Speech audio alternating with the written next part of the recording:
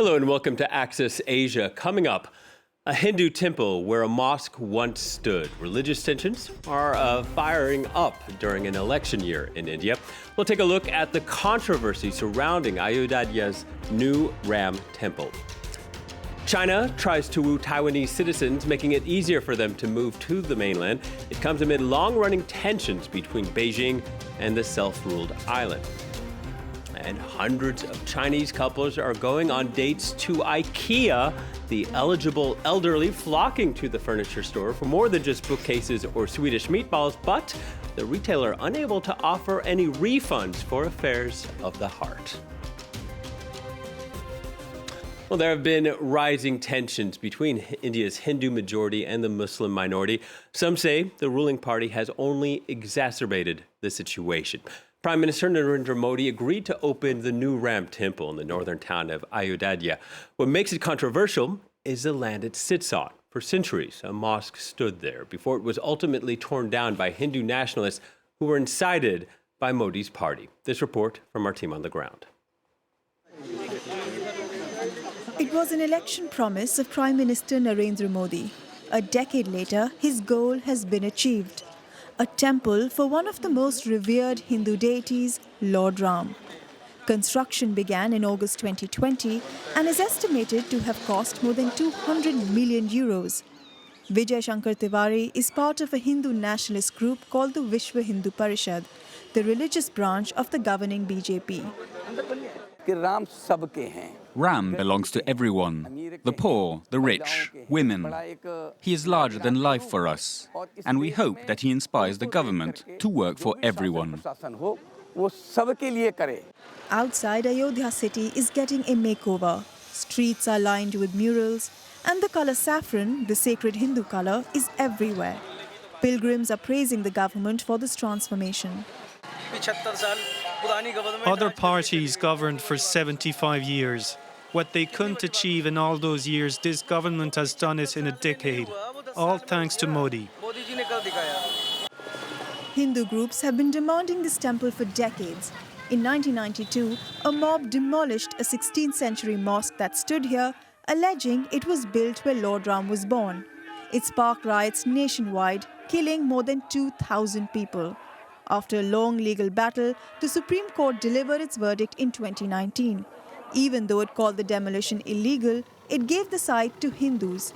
Muslims were given land 20 kilometers away. A stark difference, an empty plot except for this historic shrine. Azam Qadri is part of the group that represented Muslims in the case. He says they accepted the verdict to maintain peace, although many left town feeling a sense of alienation.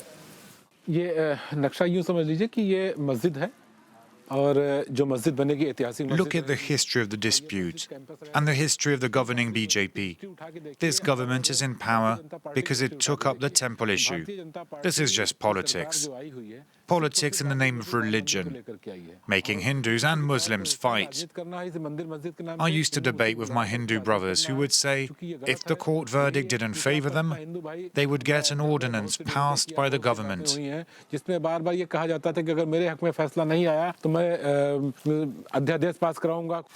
Hindu nationalist groups have increasingly started filing lawsuits against several Muslim sites across the country. They claim Muslim rulers built these by destroying temples.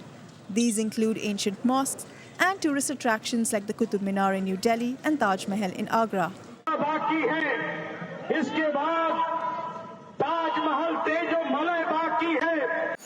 One of the most contested sites is in Varanasi, an ancient city on the Ganges River considered holy by Hindus.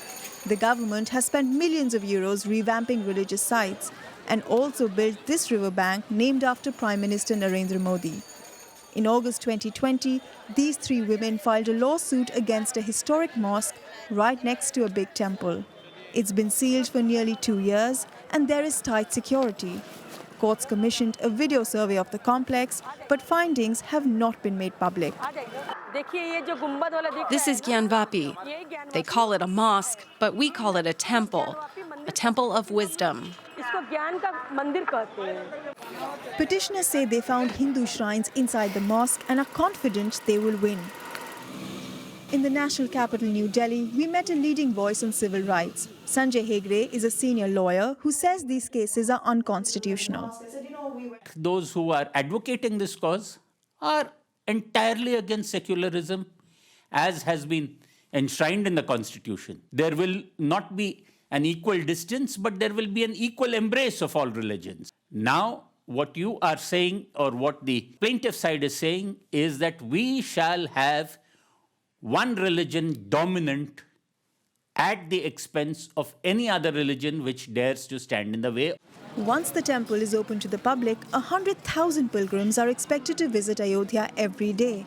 The BJP hopes its efforts will pay rich political dividends in the upcoming election, so it can return to power for the third consecutive term. Tensions have long been high between China and Taiwan. Beijing regards the self-ruled island as a breakaway province that it vows to retake one day, by peace if possible, by force if necessary. As part of China's so-called peaceful reunification plan, this month it made it easier for Taiwanese people to move to the country. Yenna Lee reports. 10 years ago, Chen Qinyang brought a taste of home to China's Fujian province. The Taiwanese chef moved here with his wife to open a restaurant. Taiwan's cuisine is similar to Fujian's. It's sweet and fresh. Our soup is special, and the sauce is also different. We import it from Taiwan. Taiwanese cuisine with Chinese influences. Chen's dishes reflect his identity. Basically, if I came here, it's also because I acknowledged that there's no need to say, oh, I'm a Taiwanese person or a Chinese person. You know what I mean? We're all the same anyway. Taiwan's statistics point to a steady drop of Taiwanese migrants arriving in mainland China from 2013 to 2021. This despite preferential treatment at border controls. When we came to the mainland, it wasn't too complicated. You just needed to get a pass, go to the border police station to report your arrival, and get a residence permit. So it's very convenient. Authorities have simplified the process even more since January this year, promising shorter processing times and easier access to medical services. This Taiwanese dentist describes the new policies as a great opportunity. Dr. Sophia Su has been living in the mainland since 2004. I think moving to China has been a very welcoming experience, and they let us Taiwanese feel like part of one family. In Xiamen, they also use Hokkien dialect here, which is very similar to Taiwanese. In fact, in Xiamen, it's really impossible to distinguish who is Taiwanese and who is Chinese. Cultural, linguistic similarities and geographic proximity put this province at the heart of Beijing's so-called reunification strategy. From Xiamen's coastline, Taiwan's Kinmen Islands can be seen with the naked eye. And Beijing's message for the self-ruled archipelago is clear for onlookers: one country, two systems. Both sides of the strait have the same roots. Of course, I hope that Taiwan will be reunified with China as soon as possible. But this yearning is mostly one-sided. In Taiwan, fewer and fewer people feel Chinese. Last year, one poll found that 2/3 of residents identify as being only Taiwanese. And staying in China, the country faces several long-term challenges: a falling birth rate and an aging population. It's a tricky balance for the ruling Communist Party. While it's tightened its grip on many aspects of daily life, it must remain flexible enough to keep the population and the economy growing. Oliver Ferry has more.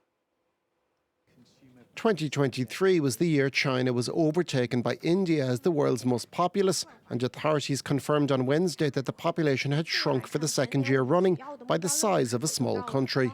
At the end of the year, including the population of the 31 provinces, autonomous regions and municipalities, the population was 1,409,670,000, a decrease of 2.08 million from the end of the previous year.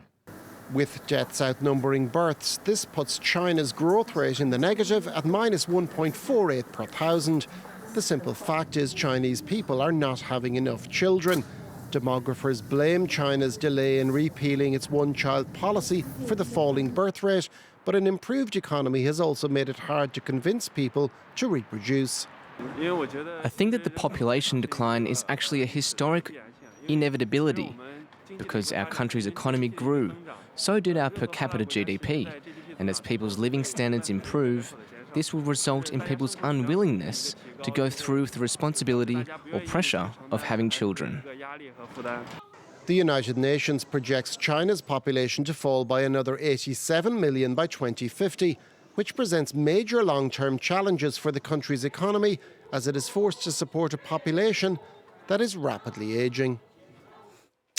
Well, one popular single spot in China is unlikely to boost the population. That's because it caters to the elderly, men and women, quite literally in the market for love. Charlie James explains. 70-year-old Xing checks her makeup, ensuring she looks perfect for her date at this IKEA in Shanghai. Every Tuesday, hundreds of seniors looking for love take over the store's cafeteria, bringing their own tea, snacks, and even alcohol. It's not embarrassing to say young people aren't the only ones who need love. Elderly people also need love. Xing's date today is Gu Yijun. He's one of the millions of Chinese seniors who say they've experienced loneliness. I thought that it would be great to find a partner here. But if not, it's also a way to relax and have fun. It's much better than facing the mirror alone at home, where I can only see myself in the reflection.